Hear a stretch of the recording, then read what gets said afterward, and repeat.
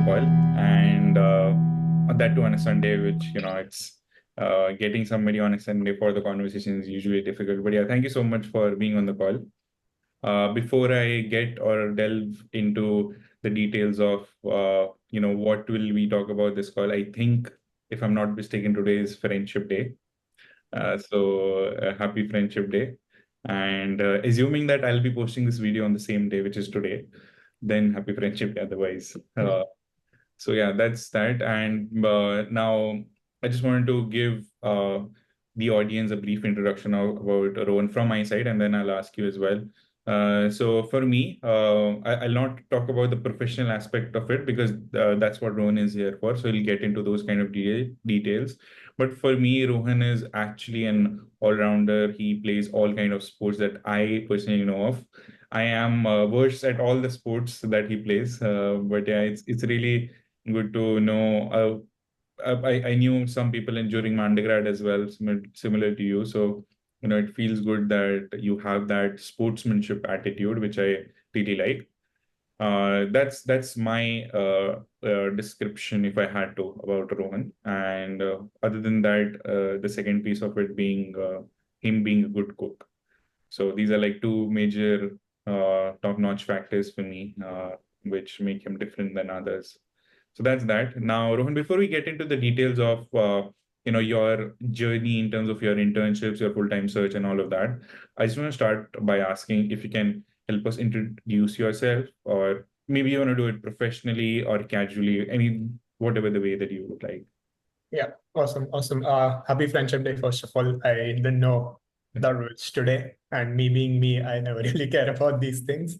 So awesome, great to be here. I'm happy to be doing this because I've realized the importance of things like this after coming to Duke and from people like yourselves. So it's awesome to be here and kind of contributing to that.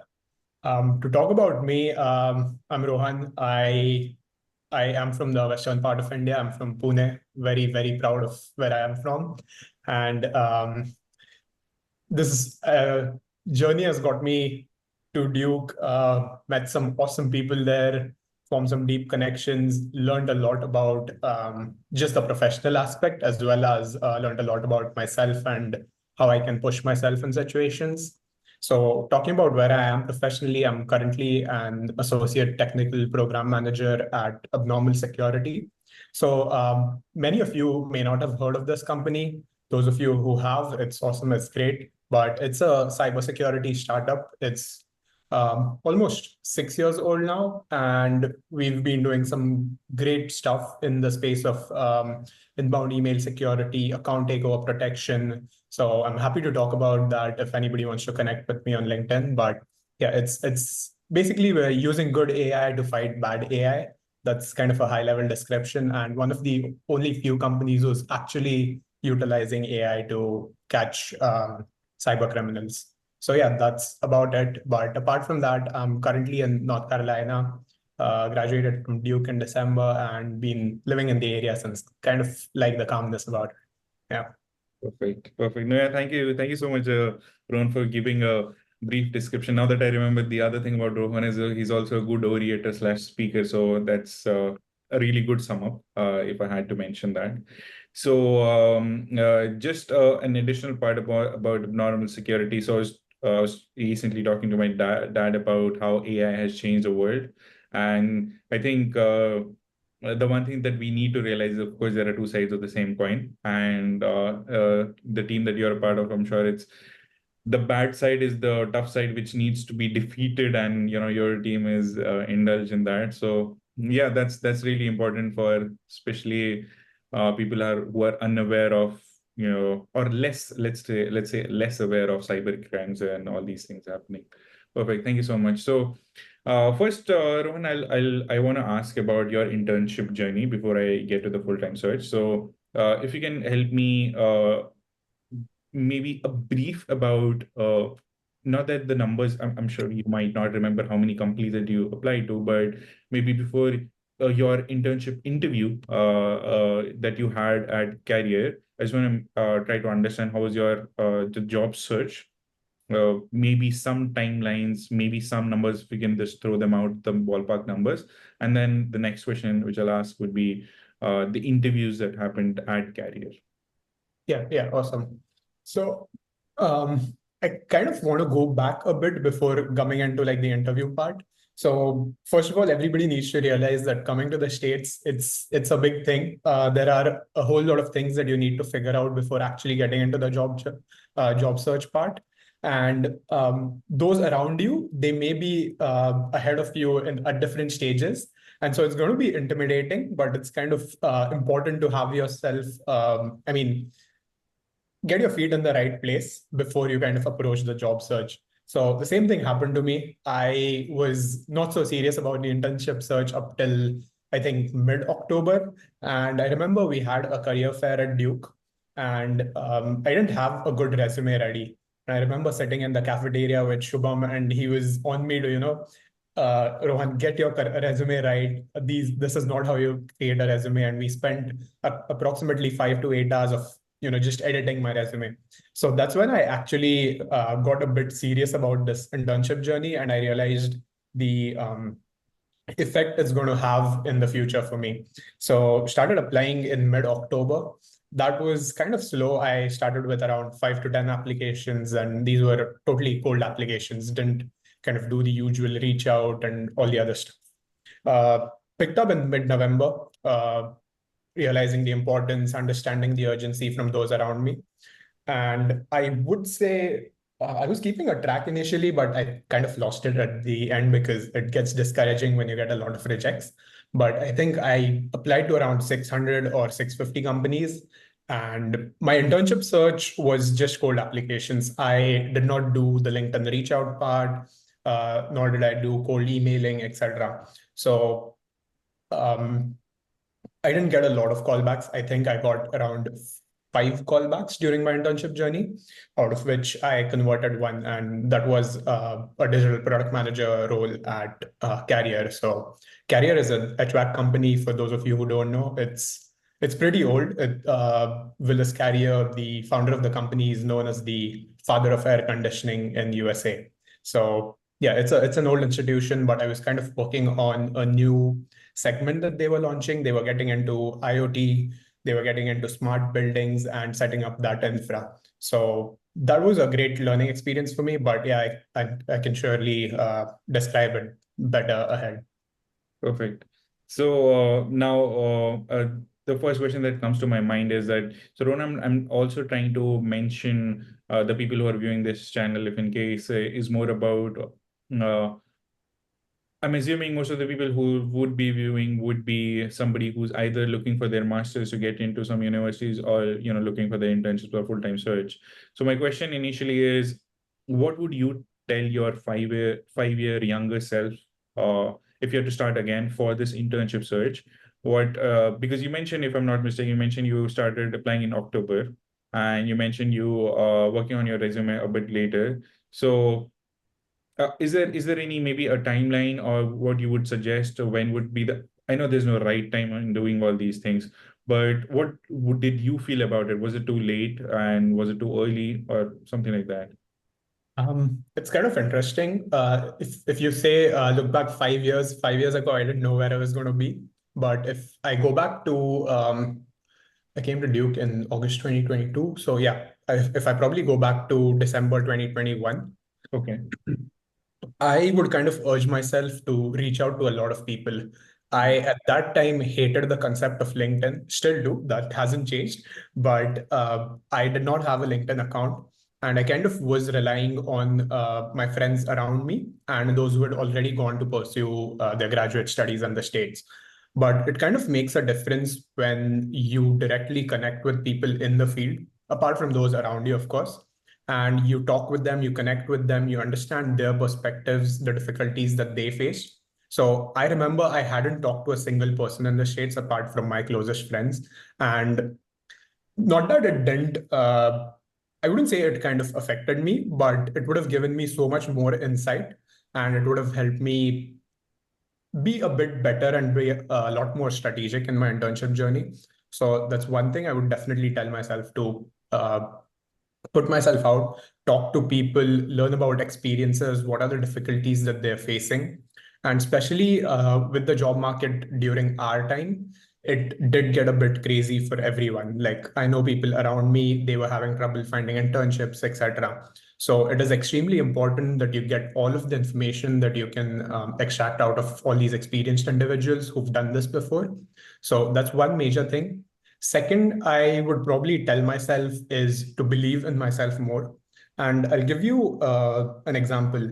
So when I first came to Duke, I came to Duke with one of my very close friends now, and he was from a very good undergrad college in India. I met three or four more people, again from really good institutions in India, and they'd worked at some of the top companies in India as well. I come from an average engineering background, worked at a decent company, but it kind of intimidated me that, oh, I'm going to be amongst 200 people who have achieved a lot in their life already. And I kind of started self-doubting, kind of had imposter syndrome. I realized over time during my journey in the masters um, that if I believe in myself, I am going to be the same. And once you're a Duke, you're all at the same level. It doesn't matter what you've done in the past. Of course, it's going to help you in the future. But once everybody is at Duke or at whatever institution, they're making a fresh start. You're all starting from the same step. So this is one thing that I would definitely tell myself, because I have been kind of dealing with this imposter syndrome. It's something that I've been working on and I've developed myself, but it's always going to be there. So those are the two major things that I would be telling myself. And apart from that, probably just understanding the job market here, because a lot of the top tech companies, which of course are dream companies for a lot of us, they start their internship recruiting probably 1 year back. So let's say a summer 2024 internship, they're going to start recruiting in summer 2023. So to kind of and during summer 2023, you're going to be planning for your visa, you're going to be planning all your accommodation stuff in the US. So you don't really get time to kind of go through LinkedIn, look at job opportunities, etc. So that's one of the things that I wanted to mention, but I will definitely say that that's not a hard thing that you must do. Like it's not hard and fast. You have to apply to Meta, you have to apply to Google. Uh, Probably take your time, understand all the steps, get yourself settled in the US. I kind of did that, and I would kind of give that advice to everybody else. But yeah, it doesn't, there's no harm in knowing that all these companies start recruiting very early. Perfect. Thank you so much. Now we'll get to the internship phase of it. If you can help me understand, what was your interview experience during your internship? And then just a bit of a blurb about how was your internship journey. So maybe we can start with how many rounds of interviews were there, and what were the timelines of those interviews, and what did you had to focus on, and maybe it's too many questions, but then just one the Yep. No, last. no, fair enough. I can try to go through it in a structured way. Perfect. Awesome. So, yeah, as I told you, I kind of started applying mid-October, picked up in mid-November, and kind of continued that. So I remember my career application, so the internship that I got, I had applied late November. If I'm not wrong, it was 28th of November. Okay. So I applied then. It was a pretty generic resume, honestly. And to tell you a bit more about my background, I am a mechanical engineer. I worked in a project engineer role in a purely mechanical industrial company in India. So kind of transitioning to tech in a product manager role was challenging. So yeah, I had my generic resume, had cold applied to this role, and I got a call back on December 18th or December 20th, as far as I remember. So it was a recruiter call at first, and this was scheduled for post the New Year's holiday period. So I remember having my first interview on January 14th, and this was a regular recruiter call. And Jan 14th, I gave my recruiter call. It was pretty normal, I would say. So how you'd expect a recruiter call to go, they kind of went over your resume, asked you behavioral questions, kind of situational questions, like based on the points in your resume. And then I also faced some questions around my extracurriculars. So pretty generic, I would say. And to kind of dive in deeper, I don't remember much about the questions, but in terms of extracurriculars, they were interested in what I was doing at Duke apart from the studies. And as Shubham mentioned earlier, I am a sports fanatic. So I had taken part in the intramurals, and uh, I was looking at sports. I was refereeing. I was kind of looking at the operations and other stuff. Then I was also part of the sports club at Duke. So kind of spoke about this and why sports is important to me, how it has shaped me as a professional. So these were some questions during the recruiter call. And probably 2 weeks later is when I got a call back to confirm that the hiring manager wants to interview me. So um, I don't remember the exact date, but I think it was towards the end of Jan. And so this was a product manager interview, and it was pretty much product sense. So I remember being asked about. Uh, Give me a second to kind of recollect the exact words, but yeah. So I was told, like, let's say there is a building, how do you kind of inform the citizens about the environmental impact of the different electrical components in general, like how are you going to tell them about their energy consumption, how many emissions they're making, etc. So this was kind of the questions that I was asked. Of course, I hadn't prepared well, honestly. I was pretty stumped. But I think I did a good job of answering it because I'd read about the company, I'd seen the product that they were working on, and I wasn't told that this hiring manager is working on this product, etc. I just luckily glanced on that. So I kind of pitched the same product to them in my words, and kind of got lucky on that. So overall, there were just 2 rounds for my internship. Pretty easy, I would say, as compared to others. But it was totally a product sense kind of interview, 30 minutes as far as I remember, or 45, I'm not sure. But I pitched my initial idea. The manager kind of tried to poke holes in my answers as to how you'd do this specifically, how you'd measure kind of the success of the product, the success that the product is delivering, the value that it's delivering for the customers. So these were some kind of questions. I'll try to think of more that I was asked, but this is the most that I can recollect at this point. Perfect. Yeah, no, that's really amazing. Thank you so much for answering all those questions, Rohan.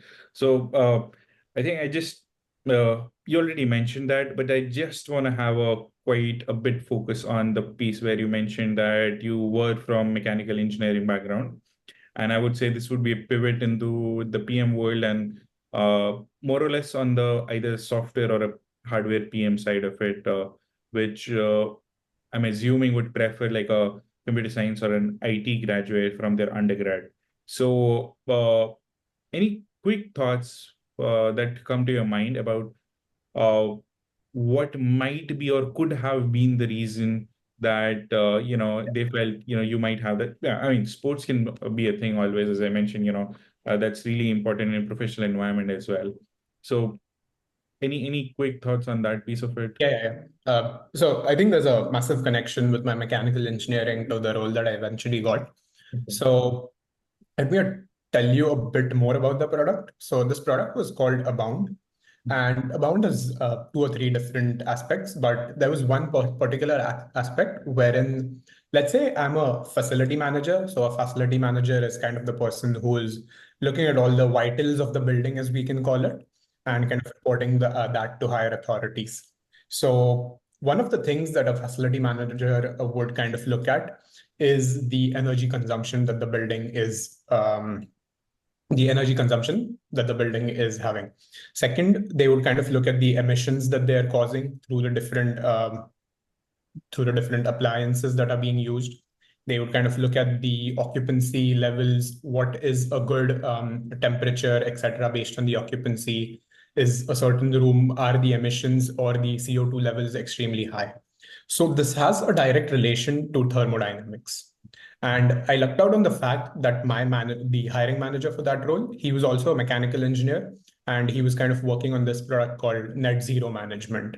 So that kind of helped me. I don't recollect any kind of specific mechanical engineering kind of questions, but there was a direct connection between my background and the role that they were hiring for. So they were looking for somebody who wanted to break into tech, of course, because it's an intern position and it's a starting level position, but then who has that kind of mechanical engineering experience, who has that expertise on thermodynamics and can understand the different terms related to energy, emissions, etc. So I think I was lucky in that aspect. But then, of course, cracking that product sense interview was also on me. And I think the part where I mentioned that, if you go through a company's website, go read about their products, it's going to definitely help you in the interviews. That kind of helped me out. Hope Perfect. that answers your question. Yeah, it does. Perfect. Thank you, Rohan. Now I'm gonna move into the next piece of it, which is I mean, I would move to the full-time job search and your job's full-time job interview, but because I personally know that you were able to extend your internship to a longer period for a part-time, I think we call it a part-time Yeah. internship post to your full-time internship.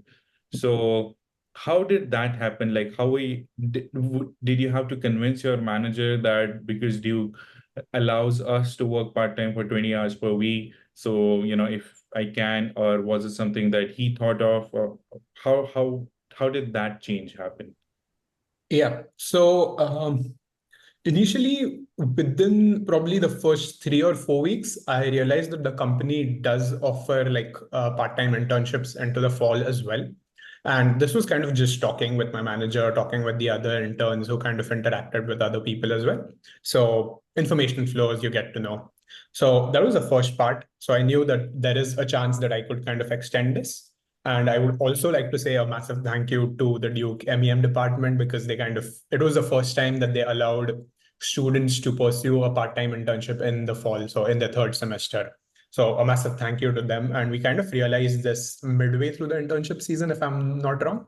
Yeah, Yeah. So I realized this. I know I was doing, I would say a decent enough job. I wasn't doing a great job at my internship, but I kind of asked my manager that, there's this opportunity. I'd love to kind of continue in this role. I love the work that I'm doing. I love the people that I'm working with. This is not superficial, by the way. I was actually enjoying the work and I was learning a lot of new things. And I think my manager was also kind of impressed with the work that I was doing, the new feature that I was kind of able to get out.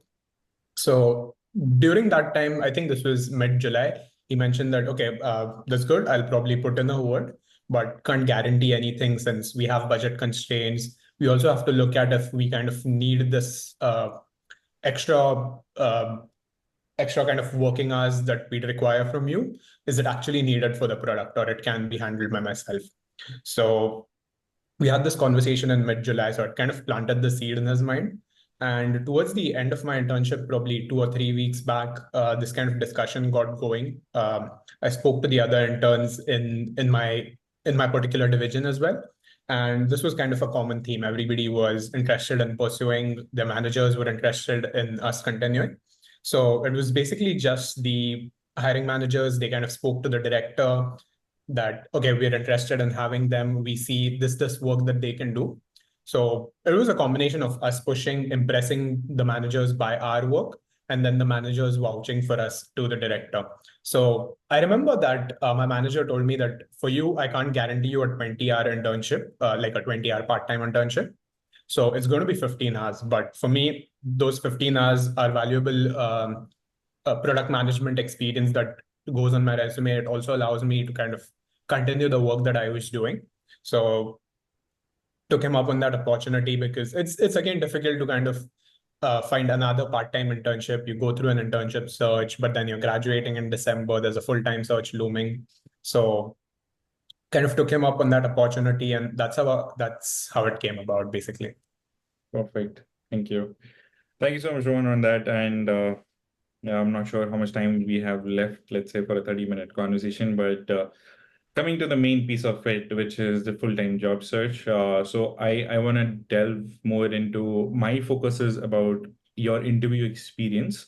Mhm. Right. So I would like if you can focus more on, how was your interview experience during that full-time job interview, Mhm. that in abnormal security. But before that, if you can just have a quick brief on, if possible, like how did you get to that role? Like, how did you apply? Or again, a quick uh, Yeah, on the timelines of that as well. yeah. Um, so from my internship kind of experience, I completely revamped my strategy, was influenced by a lot of people around me as well, and did everything that one person should do to kind of get a full-time job and internship, which includes being diligent with your cold applications, being diligent with cold emailing, reaching out to people, having those coffee chats, building on connections, etc. So did that. For me, none of that worked out. It was the cold applications that still resulted in kind of happy moments. So, talking about the timeline, started applying midway through or early October or mid September, I'm not sure. And in terms of quantity, I was keeping a track again. I'm definitely sure I must have reached the count of 1,000, but no luck initially during the months till I graduated. And I definitely think that has a role to play because kind of companies are looking for immediate joiners. There are a very few companies who kind of hire for 6 months later. So didn't get many callbacks, had one or two, but nothing really happened out of that. So in January was when I kind of put my head down, or all of my friends, we kind of put our head down, started applying. Basically a day looked like you apply in the morning, you do your cold emailing, etc. Afternoon is cold application. So it's kind of like a typical work day in terms of the hours. But January was very productive. Mid-Jan, I got 4 callbacks. And being an international student, it's important that these companies are willing to sponsor. So luckily for me, all these four were willing to sponsor. And within that span of 1 week, I had 4 callbacks and kind of made a promise to myself that you have 4 opportunities. Everything, I mean, you kind of have all of the experience that's required for these 4 opportunities, so you have to make one of them count. So that's one of the promises that I made to myself. Perfect. Perfect. No, that's amazing. And now, if we can delve into the interview, or the journey of interview for abnormal security, how many rounds, Yeah. more or less, if you remember the questions, some pieces of it, and then what changes would you make, if any, in terms of that interview experience? Yeah. Yeah, let's go over it. So it started probably mid-Jan again. So I mentioned that 1 week of interviewing, 1 week of callbacks. It started with a regular recruiter call. I wouldn't say this was a regular recruiter call because it was more in depth, and I don't know if everybody knows the technique of 5 whys, but kind of the recruiter was asking me why for every answer that I gave till she kind of was happy with the end result. So I would say this was one of the more detailed conversations that I had with the recruiter. So 30 minutes of a recruiter call, she told me that she would be forwarding my resume to the hiring manager, and they'd probably get back in a week or two. And I got a call back, and the next interview was with the VP of Engineering of Abnormal Security. Now, since you kind of must be wondering, like, why was it the VP of Engineering who's interviewing for the associate TPM role? But that was the first question. That was the first answer that the VP of Engineering gave me. He's like, "You must be wondering why I'm here," and that kind of set the tone for the conversation. But that conversation was completely based on my resume. It was a 1 hour call, which extended to almost 20 minutes extra, which was in my benefit because it gave me an opportunity to talk more. And talking about that interview, it was probably one of my best interviews till date. That's because the way in which the VP kind of asks the questions, he probably covered everything in my life that I've done from undergrad up till that interview, basically. And one of the things that really helped me during this interview was being honest in what I had done till that point. And if there was something that I didn't know, I was pretty honest about it. Like, okay, I know this to a certain extent, but if you're going to ask me further questions, that's not going to. I mean, I'm not going to have answers for you. And that kind of resonated with the interviewer. Like he was looking for people who were willing to learn, who were willing to kind of make changes, who were also vocal about or basically honest about stuff. And he kind of told me within the interview itself that I'm particularly impressed and I would be kind of moving you to the next round. But talking about specific questions, so it was all resume based. He kind of asked me behavioral questions around um, tell me about a time kind of questions. So a situation where you had to convince the stakeholder to take another take another way towards the solution. So one of that, then how did you kind of deal with conflict with stakeholders, etc. Then we probably spoke for around 1 hour 10 minutes, and post that I was like, you know, I think this interview is kind of done. Like we've talked about basically everything, but he was like, what else can you tell me? And then I had to kind of just, rack my brain to tell him something, because I can't say no. That's a big no-no in interviews. So I told him about my extracurriculars at Duke, the different stuff that I've done, the different awards that maybe I won, etc. And basically having an answer, or basically having something to talk about, is really good. Another thing I would say is start the interview really well. When the interviewer asks you that, how is your day going, or how are you? Don't give a generic, I'm good, how are you, etc. You talk about something that's happened in your life that day. You talk about a sporting event, etc. And that kind of sets the base for an interview. And it's probably one practice that I've maintained through all of my interviews till date. Yeah. So sorry, kind of going off on a tangent, but yeah. Next interview. So post that, the recruiter reached out to me saying that it's going to be two interviews. One of them is going to be a past project presentation, which you will be presenting to the senior TPM in the company. And the second would be a live case interview, which I kind of would be uh, what do you solve a case interview, or basically I would be approaching the case with another TPM in the company. Okay. I can't really talk about the live case because I signed an NDA with the company, but it was kind of interesting in the way that there was a lot of vagueness to the case. I would say that. And then there was also the looming threat that the VP of engineering was shadowing the interview. He wasn't speaking anything. He was off camera, but he was kind of observing through it. But yeah, let's talk about the past project presentation. So I had to present for around 40 minutes, which is a long time, and on a past project. And this was supposed to be a professional or a professional project. So I talked about my time at Carrier. And basically, throughout the interview, the senior TPM in the company was dissecting through it. He was asking me questions on everything. So I think I'd done a pretty good job of creating that presentation and talking through it. Of course, when you've done work on something, you are able to talk through it. But I made sure to kind of include the system architecture, kind of include the different artifacts that it created for managing this project. Um, but I mean, I'd be happy to go in depth about it, but that's not the point here. So basically, they were interested in understanding whether you know your product or project end to end, and you analyze the risks, you analyze what are the major risks, and what could be some mitigation plans or contingency plans that you could have for that. So that was pretty good as well. And uh, yeah, let me just remember. But yeah, I think that was it in that interview. And finally, there was a fifth round as well, which was kind of a team fit. So the actual manager that I was going to be working with, it was a simple 45-minute behavioral interview with that person. That was a very nice, I wouldn't say a nice interview, but it was like a casual conversation, because we talked a lot about like I was asking a lot of questions to this person about their background, etc., because they were on the West Coast initially and moved to London. So I was very interested, like, how does an American move to London where it's all cloudy, etc.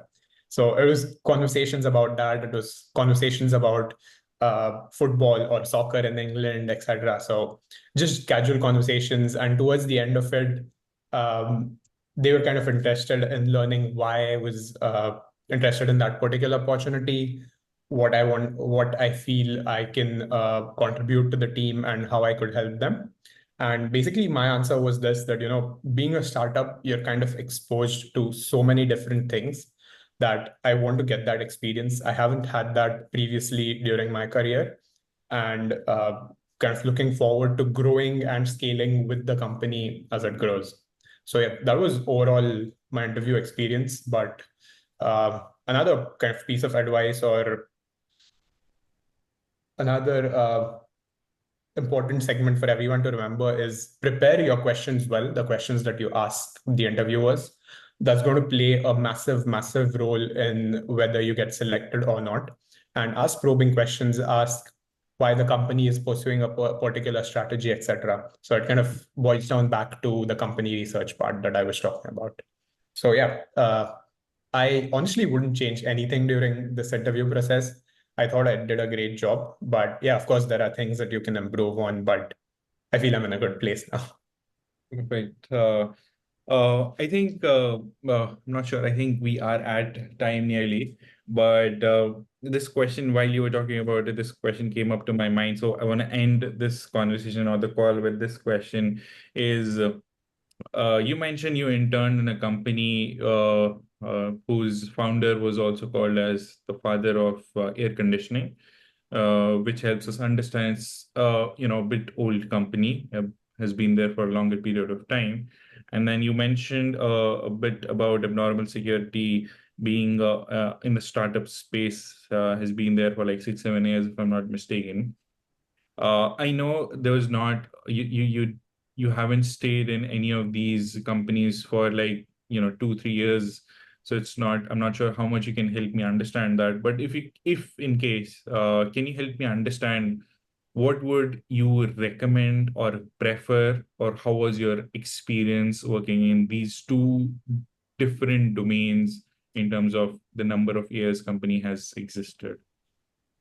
It's an interesting question. It kind of also depends on the role that you are in, because as an intern, I feel there are limited opportunities. There are particular work streams that have been assigned to you, and post that, there's not much that they want you to do. As compared to being as a full-time employee, they expect everything from you. You are expected to go above and beyond of what you're doing, improve on things that are already working good. But I will say this. I mean, luckily for me, the segment that I was working on in Carrier, that was kind of the new digital hub, which had started existing 3 years back. So it was like a mini startup within Carrier. So it was fast paced. It was open to change. It was open to implementing new things. And but as compared to abnormal security, abnormal is extremely fast paced. Every new day, sorry, every new day, we have something new coming up, something new that the customer wants, and there are always ways in which we can improve. So I would say I really enjoy working at this startup as compared to maybe Carrier, because I was in an intern role maybe. But I just feel that I am exposed to so many things. I can take ownership of so many different things. So kind of enjoy the responsibility, but I also kind of enjoy the growth that the company is seeing. So we have this one thing within our company where every kind of sales win or every new customer that we get, everything streams into a specific Slack channel. So it's awesome to see that, we are cracking deals of whatever amounts. We're seeing the growth that is happening, etc. And I kind of love that in the startup culture. So yeah, I honestly would prefer abnormal, but it kind of boils down to, again, whether you're an intern versus a FTE. Perfect. Perfect. Thank you so much for summing up that answer nicely. That's that. Just one last thing. Thank you so much, Rohan, for helping me do this and being on the call and sharing your thoughts for the whole journey that you mentioned end to end, start to the end. So yeah, thank you so much for being on the call, Rohan. Yeah, yeah, no worries. I enjoyed it as well. It's kind of a good reflection on what I've done in the past 2, 3 years. But yeah, awesome. I'm I'm hopeful that this would help everybody out there. But yeah, I think I've done an okay job. But if there are any questions, be feel free to reach out on LinkedIn. I'm happy to help. Perfect. Thank you so much, Rohan. Thanks, Shubham.